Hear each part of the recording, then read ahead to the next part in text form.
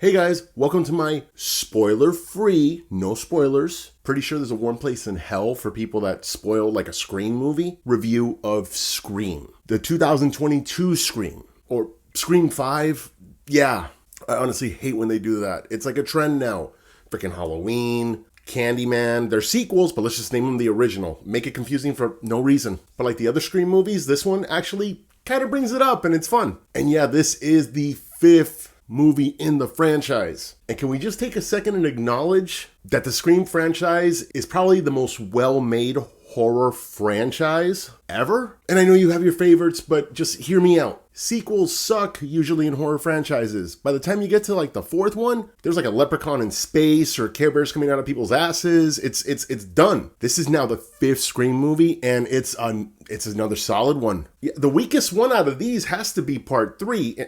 Why can't I do that? It's so hard to do that for me. I don't know. Part 3 is got to be the weakest one. And even that wasn't like shit bad. It was just the weaker out of the 5. A lot of it has to do with Wes Craven being in charge of all these films, till obviously this one because he did just pass. And yeah, clearly he learned his lesson from Nightmare on Elm Street, which is don't sell the rights, dude. Yeah, nothing was like the first Nightmare on Elm Street when it came to the sequels. But in Scream, he kept control until, of course, his unfortunate passing. This one is by the same guys that brought you Ready or Not, which is a really fun movie if you haven't seen it. Matt Bettinelli-Olpin and Tyler Gillett, very talented directors. And as you saw in the trailer, you do get your original 3 cast members back. The OGs, Neve Campbell, David Arquette, Courteney Cox, all solid performances. And something I really like is that we've grown with these characters, and these characters have actually grown with the films. Yes, and these guys, they got battle scars, man. Not just like physically, but emotionally. But there's also arcs. Like Sidney Prescott is it's not just the same Sidney Prescott. It's Sidney Prescott that's been through freaking 4 of these movies already. And you kind of appreciate that. As far as the new cast members, they're solid. Yeah, this isn't just like throw some freaking high school kids and it's like generic as shit. No, these people, like these characters,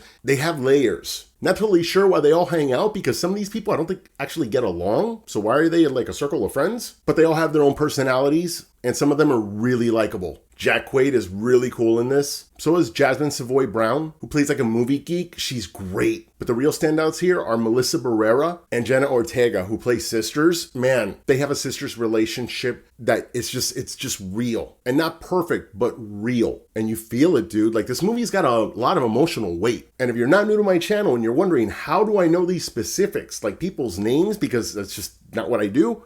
I'm totally freaking cheating. Yeah, it's just a lot of new faces and I want to give them respect, dude. And with all the new faces, I will say this really, without going into detail, touches a lot on just like the foundation of these Scream movies, like where it all kind of began kind of thing. There are a lot of references, a lot of nods, a lot of Easter eggs. And yeah, everybody loves Deadpool, but that whole self-awareness meta thing, Scream's been doing it since 1996, dude. It's what made the first one special, all the other ones special, and this one, yeah. The conversations about film and self-awareness in this movie is pretty much the comic relief. That's really where it is. And there's some great laughable moments. The rest of the film, it's kind of heavy and it's dark. Sure, it doesn't have that brisk feel of a Wes Craven film, but other than that, the guys from Ready or Not really paid respect to Wes Craven, dude. Like, they didn't try to one-up him. No, dude, this is like straight up Wes Craven love letter type freaking Scream movie. And you have to love that. As far as the whole like whodunit aspect, listen, obviously no detail here. This movie has you guessing the entire time. I'm usually pretty good, I think, at figuring stuff out. I went with one of my BFFs, Aaron, and we're sitting there and I'm just like, oh, I think that's the killer. And then I'll be like, oh, I think that's the killer. And then I'll be like, oh, I think that's the killer. I was about to start freaking accusing the goldfish because I was running out of people to think of that might be that person. So yeah, this movie till the very end, I had no idea. But besides the whodunit, this movie also has a mystery going on at the same time that I will not get into. And it's so cool because you really want to know what's going on. This movie really does grab you. And again, it feels like there's weight, there's stakes, and yeah, you really feel it in this film, dude. This was freaking solid, especially for a part 5 of a horror movie. Again, any other franchise in horror, Ghostface at this point should be having like a laser sword with a freaking jetpack and shooting beams through his eyes. Instead, it's just freaking legit. Old school stuff, dude, and it's awesome. Is it better than part 1?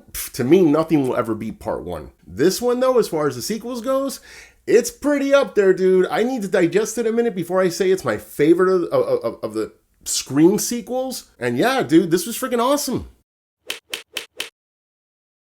Guys, what's your favorite Scream sequel? Let me know in the comments. Also, like, subscribe, and whatever to all this stuff that I have, and thanks for watching.